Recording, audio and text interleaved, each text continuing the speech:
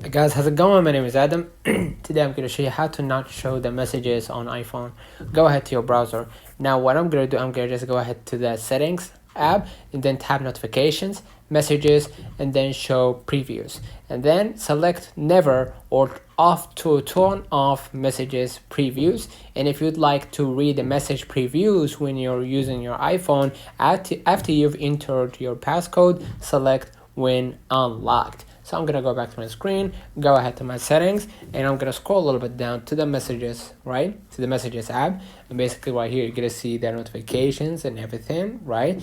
So I'm gonna just go ahead to the notifications. And if you don't want to allow notifications, or if you don't want anyone to see the messages, you're gonna be able to just toggle this one off and no one will be able to see it. And scroll a little bit down right here, you're gonna see the lock screen appearance, show previews when unlocked, or if you want it to be always, that means the messages that you receive, anyone will have access to see it on your phone, right? When unlocked, that means only you unlock your passcode with the passcode or facial recognition will be able to see the message after you confirm that you are the one who is using that phone. So basically that's it. Let me know in the comments if this video helped you.